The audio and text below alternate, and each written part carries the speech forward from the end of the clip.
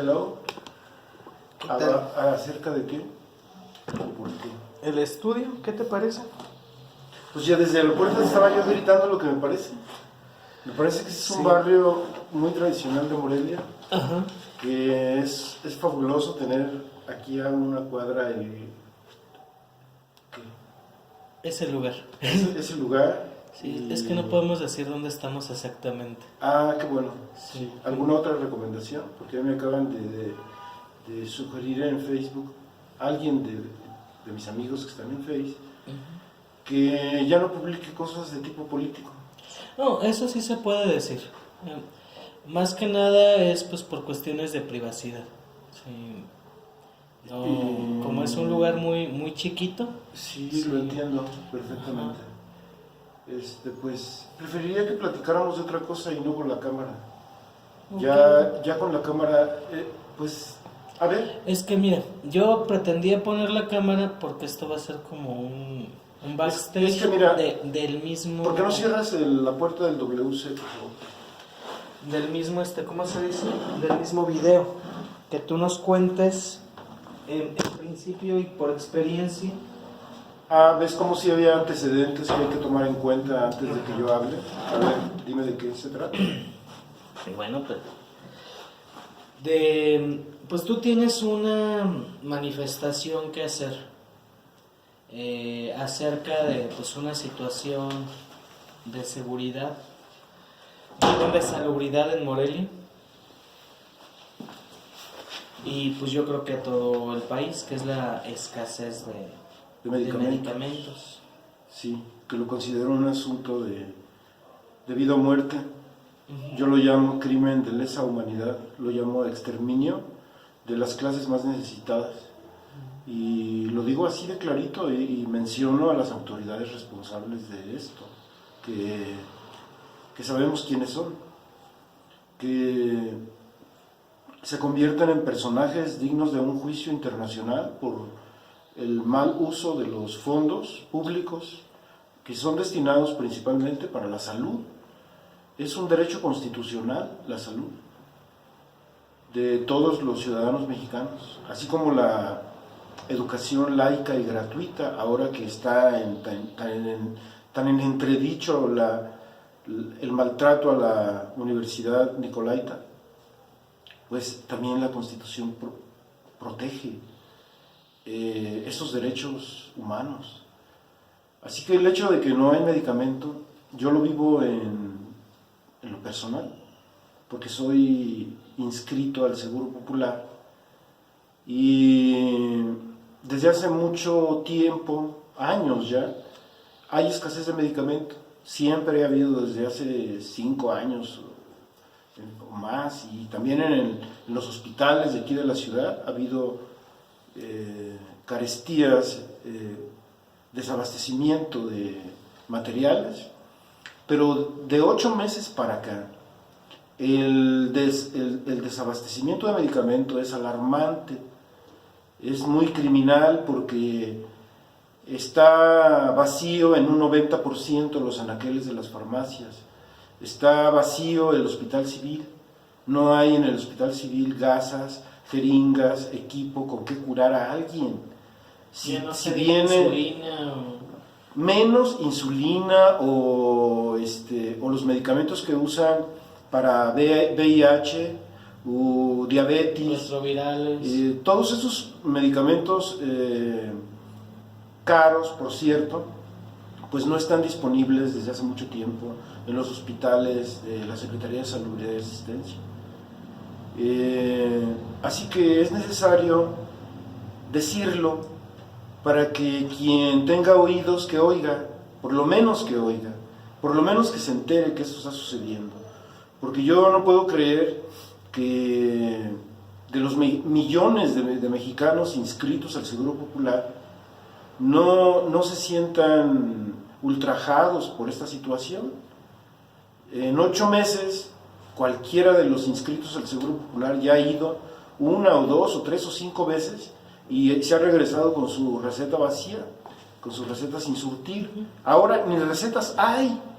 Lo más irónico y lo extremo de este descuido es que no hay papelería. Hacen la receta en un papel cualquiera y se le pone un sello y la firma con el número de la cédula del médico que la expide, pero hay farmacias donde no surten ese papel, porque no es un papel oficial, no es una receta oficial. Entonces, ¿qué está pasando? ¿Por qué ese maltrato de las autoridades hacia la ciudadanía?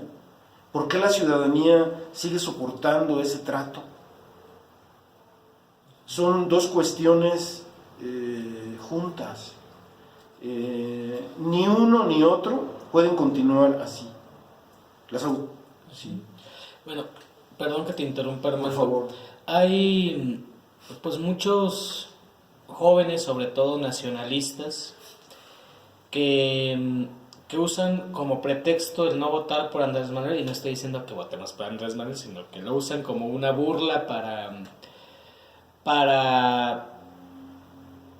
justificar al gobierno. su falta de política.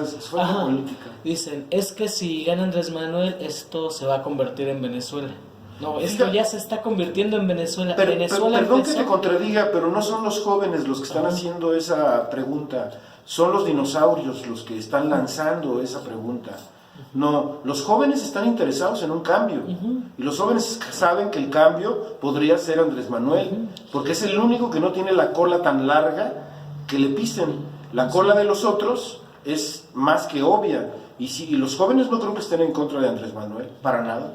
Bueno, hay de jóvenes de todos tipos, pero bueno, lo interesante o a lo que iba es, así empezó Venezuela, con escasez primero de medicamentos.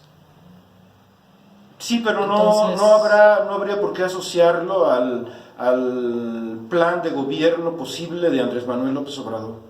Me parece una actitud muy derechista. No, o sea, el atacar ahorita a esas alturas a Andrés Manuel es totalmente de derecha. No estoy atacando a Andrés Manuel, estoy diciendo que es lo irónico de que ellos dicen, no, pues es que podría convertirse en Venezuela. Pues ya, la derecha ha convertido a México en Venezuela. Si ellos dicen eso, si los jóvenes dicen eso, o quien lo diga, pues está en un error, porque México ya está igual o peor que Venezuela. Sí, México así empezó, pero tampoco está más peor, pero bueno. Pero, pues mira, el asunto político de los partidos, no sé si sea el momento, porque ahorita estábamos hablando de un problema social específico, que es la escasez de los medicamentos. Pero yo te voy perdón que te interrumpa de nuevo, lo que pasa es que ese financiamiento se va a ir a las campañas políticas. Todo va a ir a las campañas para todos los partidos, de todos colores, sabores, y hasta para los candidatos independientes que ocupan recursos. Pues no se vale, y lo que sí se vale es denunciarlo, decirlo en este medio aquí, con estas palabras, que es la corrupción en pleno, el que usen recursos destinados a las vacunas y a los medicamentos más importantes de los más necesitados, ¿sí? Que lo usen para sus campañas políticas. Pues eso es un basurero, eso es un muladar. Y esto ha venido sucediendo desde sexenios anteriores. Esta vez no lo deberíamos de permitir, pero es una pena que efectivamente, así como tú me mencionabas hace un momento, que los jóvenes tienen tal visión de tal personaje, yo voy descubriendo cada día que es muy preocupante la falta de politización, la falta de conciencia política de la mayoría de los mexicanos. Es increíble cómo seguimos enajenados y apáticos y dormidos ante la participación política cualquier participación.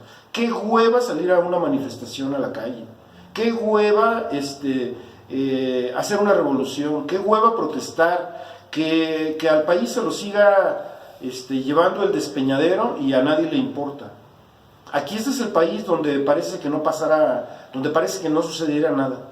Aquí es el país donde mejor guarda silencio. Este es el país donde no vale la pena arriesgar el sofá, donde yo me siento todas las tardes o todo el día a ver televisión. Y por eso, por la televisión justamente, es esta desorientación política que existe actualmente, porque ahorita debería ser muy clara la situación de la sucesión presidencial. Para todos los mexicanos debería ser muy claro que sí conviene salir a votar y sabemos muy bien por quién. Y sabemos muy bien por quién no, también. Aquí mencionas algo interesante de la televisión.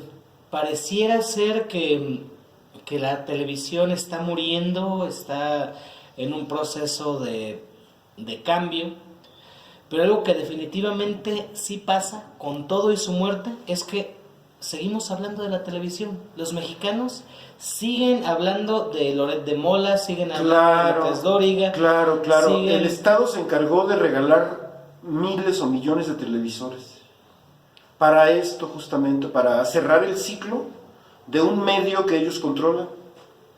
Para que muera con broche de oro, por así decirlo. El Estado para controla... que les sirva desde el principio hasta el final. Así es, ellos utilizan ese medio desde el principio hasta el final, claro. Ellos controlan los canales, las televisoras más importantes del país, a donde llega sin señal especial, sin cadena, ¿cómo llamamos? Antena... Sin servicio de cable. Ajá. De paga, ¿no? Televisión abierta. La televisión abierta son dos televisoras importantes. Uh-huh. Importantes en el sentido en que llega gratuita la señal en todo el país y en Latinoamérica, ¿no?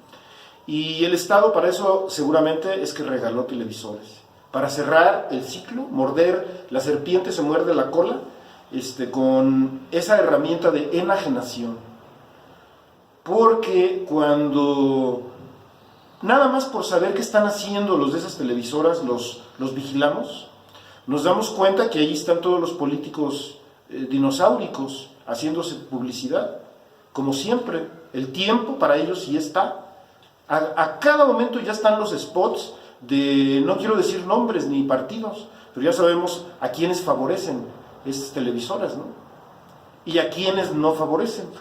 Entonces, a quien no favorecen, pues hay una campaña que se orquesta cada vez más organizada en contra de este candidato, ¿no? ¿Sí? Han traído especialistas en espionaje y en construir tramas para desprestigiar a quien sea. Y por lo tanto, si el sistema es dueño de los medios de comunicación, porque no solamente son las televisoras. Ayer veía yo una foto de una reunión de nuestro virrey rodeado de periodistas. Perdón que te interrumpa, sí. Es que diste en un punto muy importante, y no que esto no sea importante, pero también, o esto es un poquito más.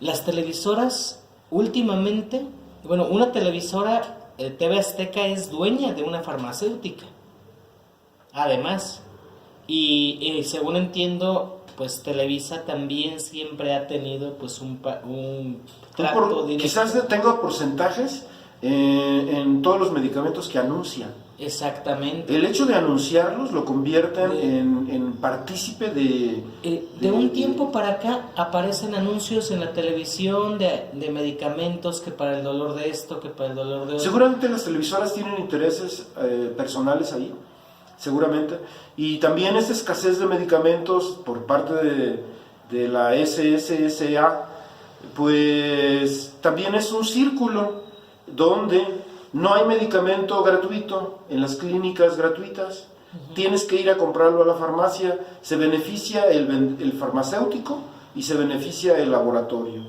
Y se beneficia quien lo anuncia. Exactamente. ¿Sí? Se beneficia quien lo anuncia, ¿no? Y lo malo de todo esto es que el poder adquisitivo de los mexicanos no nos permite comprar medicamentos. ¿Sí? El raquítico salario mínimo que tenemos apenas nos permite sobrevivir con los alimentos. Perdón que te interrumpa, no hay medicamento que no cueste en México más de $3. Y el salario mínimo es precisamente eso, $3. Sí, efectivamente. Y sería escandaloso, porque bueno, en México los medicamentos son más baratos, digamos, que en otros países, pero el salario también es mucho más bajo que en otros países. Sí, por lo tanto los medicamentos en México se vuelven inalcanzables. Exacto. Por lo tanto, yo vislumbro en nuestra sociedad actual un exterminio masivo de gente que no puede comprar sus medicamentos. Ya se empiezan a reportar decesos en salas de urgencia de hospitales gratuitos. Hay decesos por falta de material para atenderles. No hay suero y el paciente se murió. No hay tal cosa y repercutió en que otro deceso. Ya hay gente que está cayendo en las nóminas de los desaparecidos de nuestro México, en todas partes. Seguramente aquí en Michoacán también, seguramente en todas partes. Sí, no vamos a ubicar en ningún lugar. En todo, es que este problema del desabasto del medicamento no es exclusivo de una ciudad o de un estado, es un problema nacional. Acabo de ver el reporte de Coahuila, sin medicamento gratuito en los hospitales gratuitos, ¿no? No hay medicamento en todo el país. Entonces esto es un mensaje del Estado para la población. Alguien hace... Al revés, de la población para el Estado. Primero del Estado para la población, es decir, interprétalo, no te doy el medicamento. Ya. Y además interprétalo. No te doy el medicamento y aparte tienes que interpretarlo porque es un código en el cual te quiero decir algo con ello. Es muy lamentable la relación de Estado con población, porque la población no se da cuenta, pues, que estamos en guerra, porque estamos en franca guerra, ¿no? Sabemos quién es Maciosare. Maciosare es el extraño enemigo. Sí. Esta parodia del himno nacional, pero que se ha vuelto tan común y tan real, que hay gente que se llama así, hay gente que se llama Maciosare. Pero Maciosare es una manera... ¿Neta? Sí, claro. ¿Cómo te enteraste? pues... Perdón que me salga tan abismalmente del tema, pero pues... ¿Cómo no alguien le iba a poner Maciosare si nuestro México es surrealista? En nuestro México surrealista ¿Cómo te enteraste de que no hay gente que se llama Maciosare? Pues por medios creíbles. Es decir, ha habido reportajes de que se ha legislado últimamente para que quien tenga un nombre muy descabellado puede ser rechazado en un juzgado. Esta intención de los padres de ponerle al hijo Nepomuceno, aunque Nepomuceno se haya llamado el generalísimo José María Morelos y Pavón. Ajá. Pues Nepomuceno a estas alturas, en estos tiempos, no suena tan bien, y en el juzgado puede ser que les digan, oigan, no podemos ponerle Nepomuceno a su hijo, ni tampoco Maciosare.